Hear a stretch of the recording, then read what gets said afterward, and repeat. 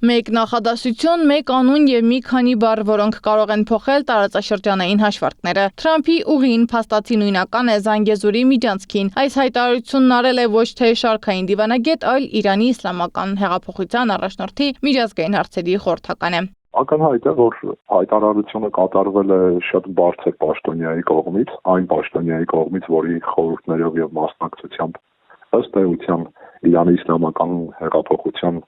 առաջնորդը սահմանում է կարմիր գծեր եւ ուղենիշներ, որի շրջանակներում էլ պետք է գործի այդ երկրի պաշտոնական դիվանագիտությունը, հետեւաբար հայտարարությունը պետք է մոտենալ ամենայն լրջությամբ։ Վելայաթին Իրանում Հայաստանի Հանրապետության դեսպան Գրիգոր Հակոբյանի հետ հանդիպման ընթացքում հիշեցրել է Իրանը դեմ է ցանկացած միջանցքային տրամաբանության, քանի որ այդ սցենարը կարող է հանգեցնել ՆԱՏՕ-ի հայտնվելուն Իրանից դեպի հյուսիս, լուրջ ռիսկեր ստեղծելով հյուսիսային Իրանի եւ հարավային Ռուսաստանի անվտանգության համար։ Իրանն ի սկզբանե դեմ է հանդես եկել միջանցքին, քանի որ Թեհրանը մերժում է տարածաշրջանային սահմանների ցանկացած փոփոխություն եւ վախենում է իր անվտանգությանը սպառնացող վտանգներից։ Ի պատասխան Իրանում Հայաստանի դեսպանությունը բավարարվել է պաշտոնական հայտարարությամբ։ Դեսպանը վստահեցրել է, որ Իրանի մտավախություններն անհիմն են։ Թրամփի ուղին կյանքի է կոչվելու պետությունների տարածքային ամբողջականության, ինքնիշխանության, իրավազորության եւ փոխադարձության սկզբունքների հիման վրա եւ ստեղծելու է լայն հնարավորություններ տարածաշրջանի փոխկապակցվածության ու տնտեսական զարգացման համար։ Իսկ իրականում իսլամական պետության հայտարարությունն Իրանի ուղերձն ու նախազգուշացումներ ուղղված մի շարք երկրներին, ասում են մասնագետները։ Քաղաքագետ Աբրահամ Գասպարյանի խոսքով Իրանի քաղաքական ղեկավարությունում դիսոնանս է տեղի ունեցել պայմանավորված մերձավոր արևելքում ամերիկյան քաղաքական պլանների ֆեդերալիզացիայի գործընթացի հետ։ Փորձում են Իրանի վերջնականապես չեզոքացնել, դուրս բերել, եւ Իրանը պարզել, որ պիտի օգտագործի այս հնարավորությունը խնդիրներ ստեղծելով նվազագույն ամերիկյան ռազմավարական շահերի համար հենց այս տարածաշրջանում։ Այսուհանդերձ Ռուսաստան, Իրան, Թուրքիա մերձեցումը Թուրքմենստանում, Աշխաբադում վերջերս խոսում է այն մասին, որ ձևավորվել է մեր տարածաշրջանում նվազագույնը 3 գումարած 3 ձևաչափի մասին է խոսքը, կոնսենսուս, որ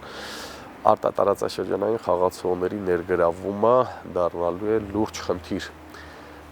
տարածաշրջանում անվտանգային ճարտարապետությունը վերափոխելու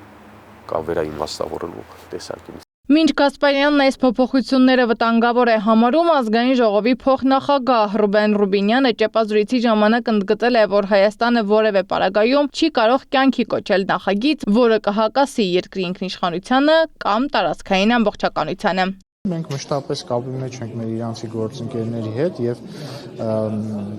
տեղեկացնում ենք իրենց զարգացումների վերաբերյալ, հաշվի ենք առնում իրենց գայունությունները, իրենց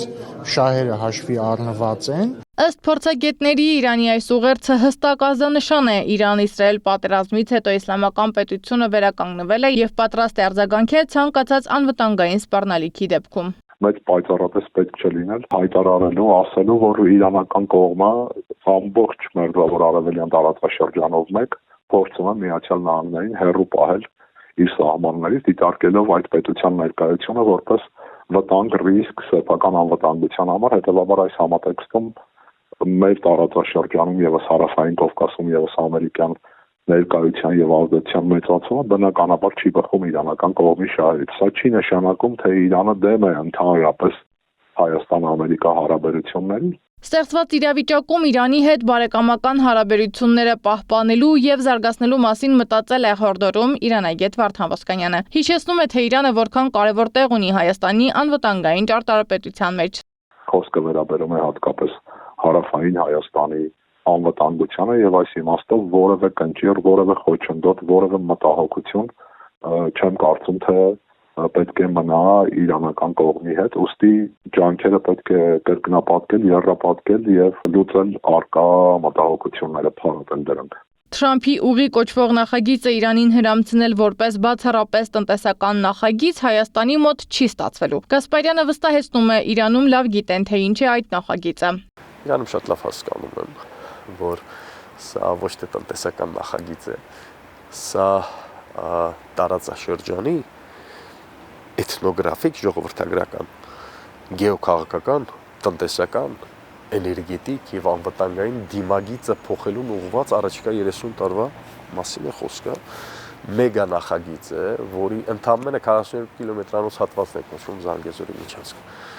Իրականում սա շատ ավելի մեծ ծրագիր է։ Իրանի այս քաղաքական ուղերձը միայն Հայաստանին չէր ուղղված, կարծում են զրուցակիցներս, այն բոլորի համար է։ Սյունիքով անցնող 40 կիլոմետր ճանապարհի վրա բախվում են մի շարք պետությունների շահեր։ Որպեսզի այն չդառնա անկառավարելի միջանցք, ըստ քաղաքագետ Աբրահամ Գասպարյանի, պետք է վարել ճիշտ լոբինգ, ապա շրջափակել տարածաշրջանի բոլոր ճանապարհները։ Սադամ Ակարյան, Գեղամ Ղազարյան, ABC Media։